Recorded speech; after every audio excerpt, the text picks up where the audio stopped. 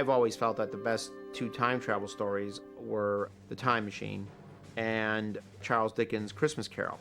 And basically, Back to the Future follows the same type of time travel rules as The Time Machine, which is that you can travel through time but not through space. And a lot of time travel stories violate that concept. Not only do you travel 100 years in the past, but you also travel from Los Angeles to England miraculously. So we believed in the H.G. Wells Time Machine idea of time travel. I can't really put my finger on when I stumbled on the idea of time travel, whether it was from watching The Twilight Zone, whether it was from reading Superman comics, or whether it was when the H.G. Wells Time Machine movie, the George Pal movie in 1961 came out. But I do remember being totally fascinated by that film, and it inspired me to read the book. I made my own little miniature time machine out of popsicle sticks. And the whole idea of it was just something that I totally got fascinated by. Are you telling me that you built a time machine out of a DeLorean? I'm from the future. We've got to get you home.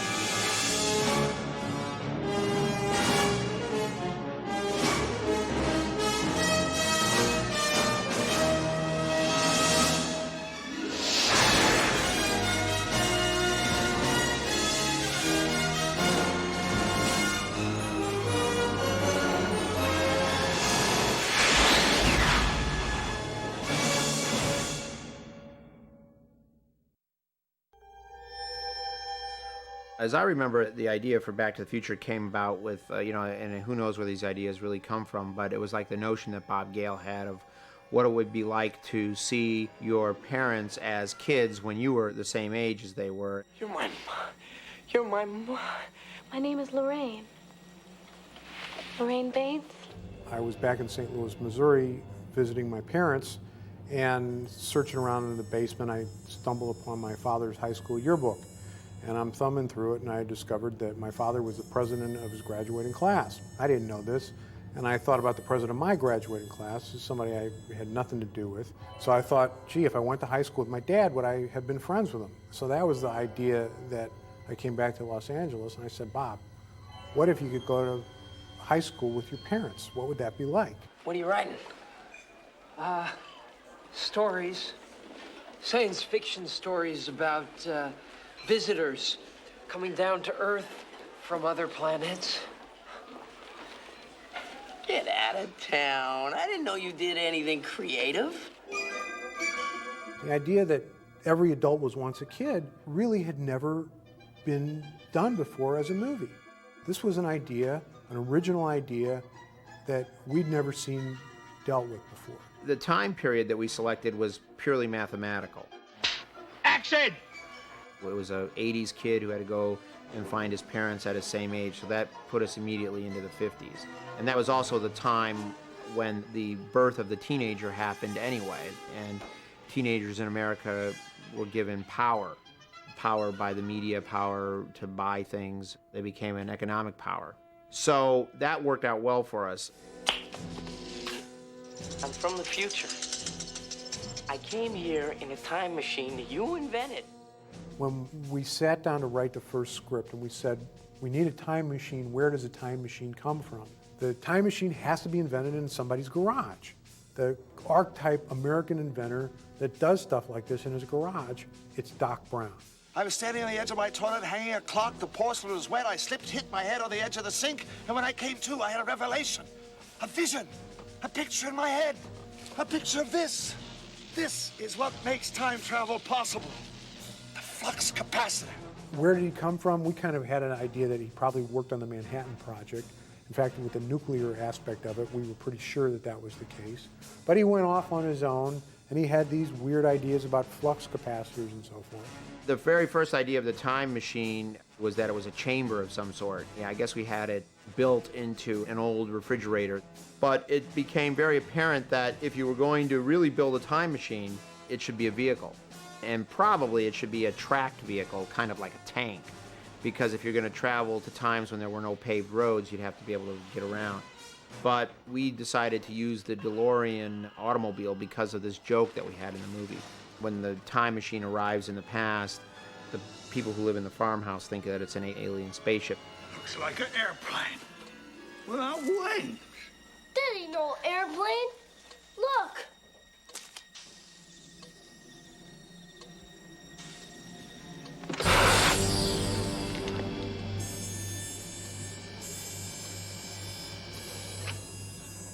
A lot of people think that Back to the Future is a science fiction movie. A lot of people think it's a special effects movie. The fact is that there are only 31 or 32 special effects shots in the entire film.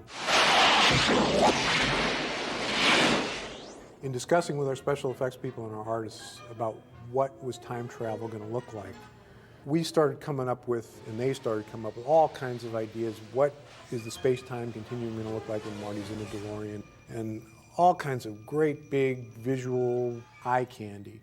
And at a certain point, Bob and I looked at each other and said, you know, that's all bogus. We don't need any of that stuff. Time travel should be instantaneous. This is a story about people. It's not a story about hardware. The hardware is just what we use to make it believable. Mark Twain had the Connecticut Yankee get hit over the head and wake up in King Arthur's time. There's other stories where somebody wishes that they were in the past.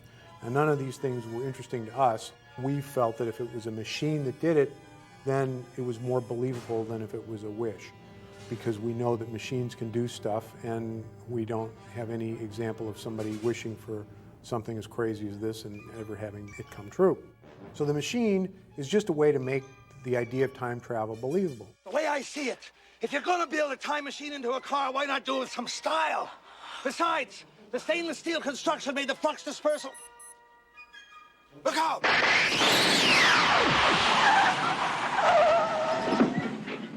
A script is something that's always changing. And what seems like a great idea one day, you might wake up and think it's not such a good idea the next day.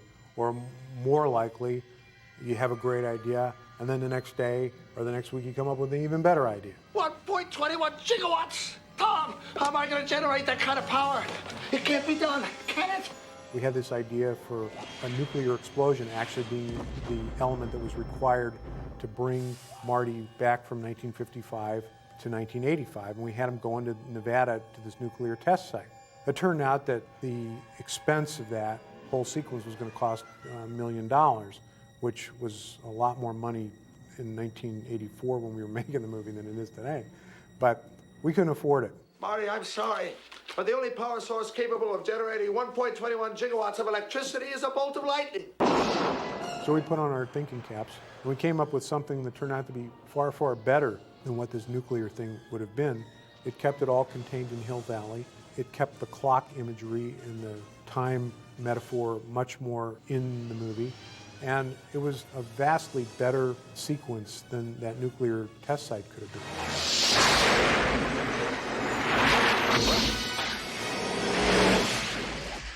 We originally wrote the project for Columbia Pictures, who put it into turnaround. And this was in the early 80s, and the average teen film in the early 80s was very R-rated. And they were sort of drinking, drugging, sex comedies, and those were the films that were making a lot of money. So most of the studios, when we went to set the film up, thought that the film was too soft because it didn't have a lot of edgy stuff in it, except for Disney, who thought that because of the relationship with the son and the mother, it was too dirty. Do you mind if we park for a while? That's a great idea. I'd love to park. I could see how it would be troubling on paper to people, the idea of a boy and his mother kind of having that kind of relationship. But so much around it was so sweet and so accessible and so engaging. And the intent was not salacious. The intent was not pandering. It wasn't meant to be, gratuitously titillating. I think a man should be strong so he can stand up for himself and protect the woman he loves. And Leah, was so brilliant because Leah just played it like this girl. I mean, she wasn't carrying around the whole mother thing in her head when she was playing it. She was playing what this girl might have felt when this kind of mysterious, exciting kid comes into the neighborhood. Where does he come from? Yeah, where does he live? I don't know. but I'm gonna find out. I think the purity of her performance, the purity of Bob's intention, and the purity of Bob and Bob's script to just tell an engaging story kind of took away from anything that might have been, creepy about that. Steven, very early on, he was one of the first people I had read the screenplay, and he liked it very much, and he wanted to produce it like he did in my previous films. But my previous two films were not successful, and I was concerned that if Steven had produced a third film that was a box office flop, then I would not be able to probably get a job anywhere as a director.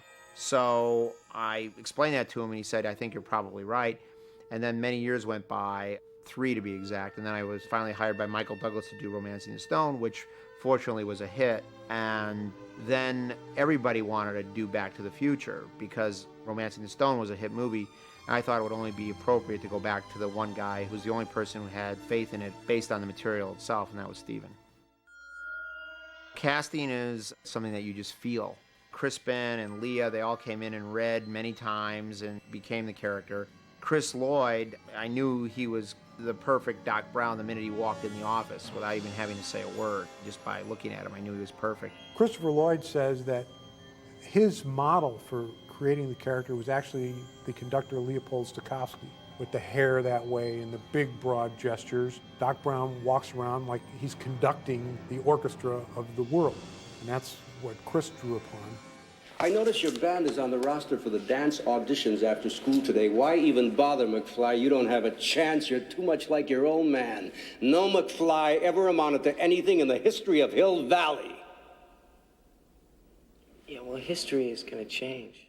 I was doing a film called Teen Wolf, and I was shooting it in Pasadena. And some people that had showed up on the same block that we were shooting, and they were scouting location. So we said, what location are they scouting for? And somebody said, it's this new movie called Back to the Future. I remember thinking, man, it'd be great to be in a movie like that.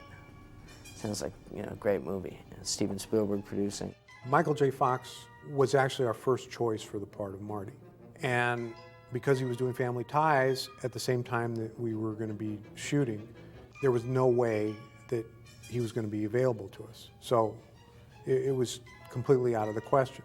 And we kept pushing our start date back because we were having such a hard time finding a kid that we thought could carry the movie. For that reason, we did these screen tests because we had to be absolutely sure. So it finally came down to an actor named C. Thomas Howell and Eric Stoltz.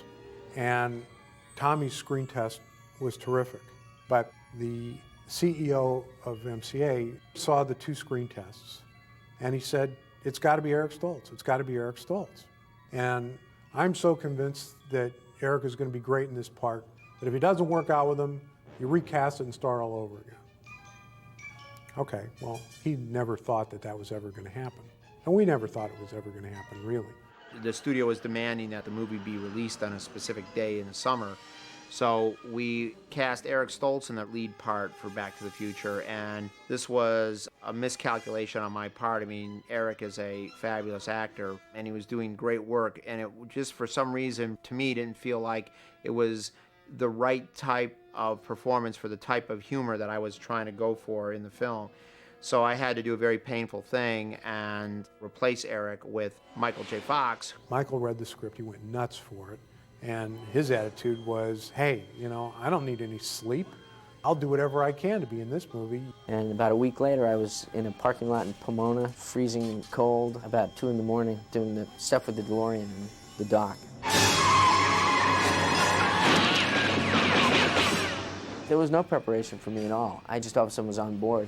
I was doing Family Ties and Back to the Future at the same time, so I was getting about an hour, 2 hours sleep every day. All right, okay, McFly. Get a grip on yourself. It's all a dream. It's just a very intense dream. So it was really grueling, and it was exhausting, and it took its toll, physically and even emotionally to an extent, because I just didn't know where I was a lot of times. It was my whole life. Every waking moment was about work, but I was 22, 23 years old. It was my dream to be in the film and television business. I didn't know I'd be in them simultaneously. It was just this weird ride that somehow I got on, and I was glad I did.